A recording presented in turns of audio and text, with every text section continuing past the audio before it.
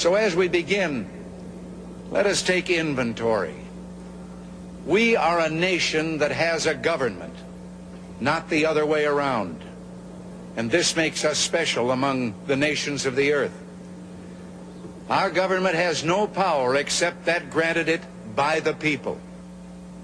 It is time to check and reverse the growth of government, which shows signs of having grown beyond the consent of the governed. It is my intention to curb the size and influence of the federal establishment and to demand recognition of the distinction between the powers granted to the federal government and those reserved to the states or to the people.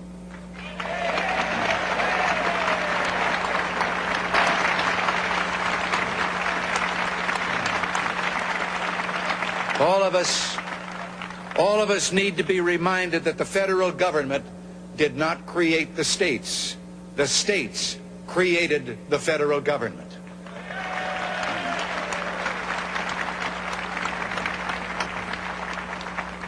Now, so there will be no misunderstanding, it's not my intention to do away with government.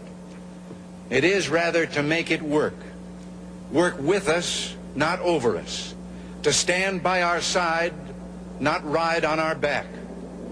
Government can and must provide opportunity, not smother it. Foster productivity, not stifle it. If we look to the answer as to why for so many years we achieved so much, prospered as no other people on earth, it was because here in this land we unleashed the energy and individual genius of man to a greater extent than has ever been done before.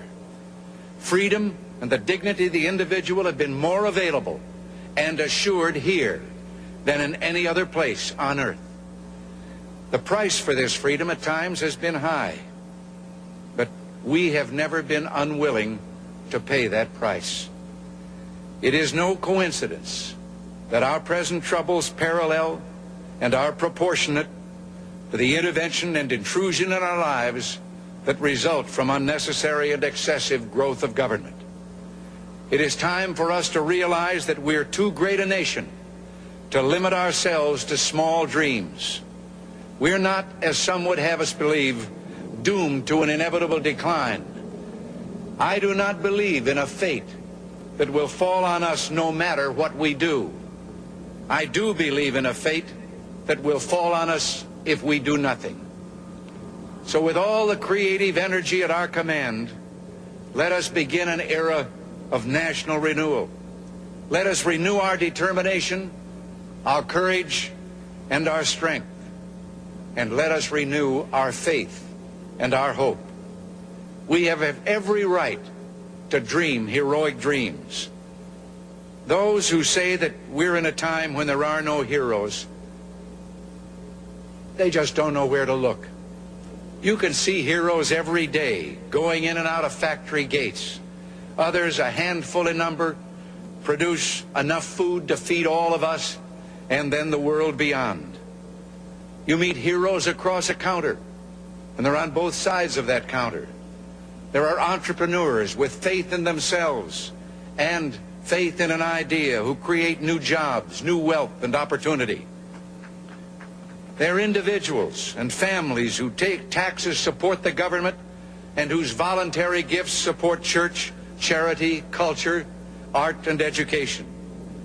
Their patriotism is quiet but deep. Their values sustain our national life.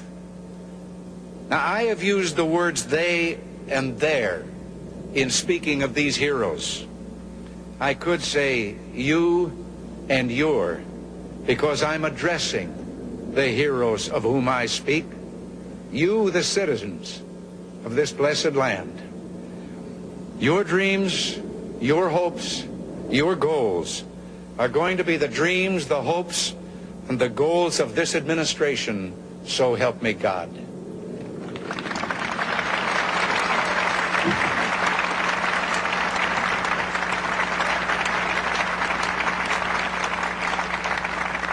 We shall reflect the compassion that is so much a part of your makeup. How can we love our country and not love our countrymen? And loving them, reach out a hand when they fall, heal them when they're sick, and provide opportunity to make them self-sufficient so they will be equal in fact and not just in theory. Can we solve the problems confronting us? Well, the answer is an unequivocal and emphatic yes. To paraphrase Winston Churchill, I did not take the oath I've just taken with the intention of presiding over the dissolution of the world's strongest economy. In the days ahead, I will propose removing the roadblocks that have slowed our economy and reduced productivity. Steps will be taken aimed at restoring the balance between the various levels of government. Progress may be slow, measured in inches and feet, not miles, but we will progress. It is time to reawaken this industrial giant, to get government back within its means, and to lighten our punitive tax burden. And these will be our first priorities, and on these principles there will be no compromise.